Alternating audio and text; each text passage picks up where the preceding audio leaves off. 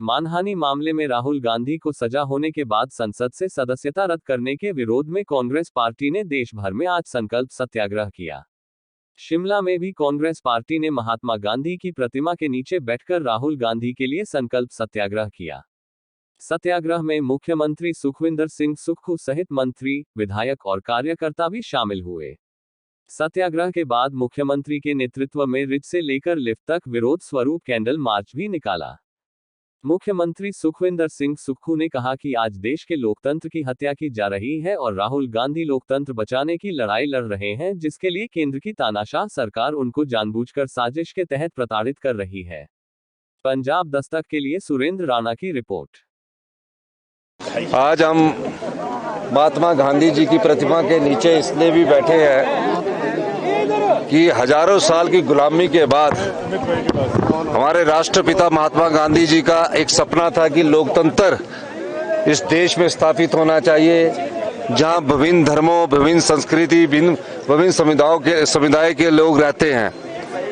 आज उस लोकतंत्र की मर्यादा को बनाए रखने के लिए हम लोग आज इस प्रतिमा के नीचे बैठे हैं कि जिस प्रकार के राजनीतिक षड्यंत्र से राहुल गांधी जी के दोषी करार देकर और 24 घंटे में उनकी संसद सदस्यता रद्द कर दी, वो लोकतंत्र की हत्या है। राहुल गांधी जी लोकतंत्र की आवाज है, मुख्य विपक्षी पार्टी का प्रतिनिधित्व करते हैं। सबसे बड़ी पार्टी, विपक्षी सबसे बड़ी पार्टी, बेशक सत्ता पक्ष है लेकिन सबसे बड़ी पार्टी आज कांग्रेस पार्टी है। उसके नेता को बिना किसी कारण के मौका भी नहीं दिया गया और उनकी संसद सदस्यता रद्द कर दी गई। सदन में तो आप उनकी आवाज को दबा सकते हैं, लेकिन हिंदुस्तान की जनता की अदालत में उनकी आवाज को दबाया नहीं जा सकता। आज हर कोने में राहुल गांधी जी के सिपाही खड़े हैं और इस दृष्टि से कि ये गलत चीज हुई है, कांग्रेस पार्टी इसका पूरा विरोध करती है। राहुल गांधी जी ने जब से कन्याकुमारी से कश्मीर की यात्रा की, हम लोग भी उसमें शामिल हुए। जिस प्रकार का हजूम उमड़ा, उससे भारतीय जनता पार्टी ने एक हथकंडा अपनाया।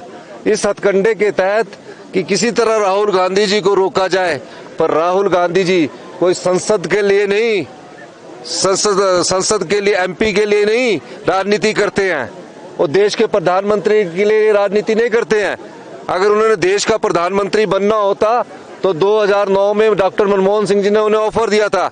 उनके घर में प्रधानमंत्री पैदा हुए हैं जिन्होंने देश की एकता और अखंडता के लिए अपने प्राणों का बलिदान दिया है। श्रीमती इंदिरा गांधी उनके दादी थी, राजीव गांधी उनके पिता थे और उनकी माता ने, सोनिया गांधी जी ने त्याग पत्र दिया है। इस दृष्टि से सोचने की बात है कि आज मुख्य विपक्षी पार्टी के सबसे बड़े नेता का गला दबाया गया है।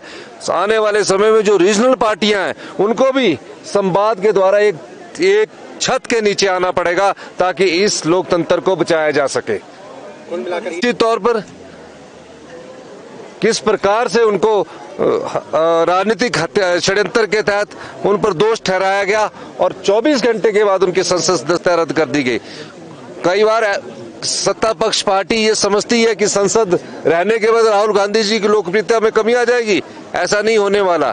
पूरी कांग्रेस पार्टी उनके पीछे खड़ी है, पूरा युवा उनके पीछे खड़ा है, समाज पूरा देश उनके पीछे खड़ा है, पूरा प्रदेश उनके पीछे खड़ा है, इस आशा के साथ कि वो आज कोई भी मुखर विरोधी किसी लोकतंत्र में है तो सिर्फ राहुल गांधी जी की आवाज है।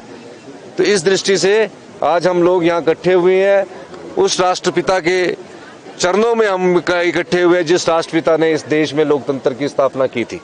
आज लोकतंत्र की हत्या हुई है और हम सब कांग्रेस पार्टी के, हमारे वरिष्ठ मंत्री और सब एक कानून के दायरे के अंदर रहकर अपना शांति मार्च कर रहे हैं और इस दृष्टिकोण से हम यहाँ आज इकट्ठे हुए हैं। हमारा विशेष संकल्प है, 75 साल से ये लोकतंत्र जिंदा है। इसी लोकतंत्र के कारण आज विभिन्न रीजनल पार्टियां बनी हैं, विभिन्न पार्टियों का उदय होता है।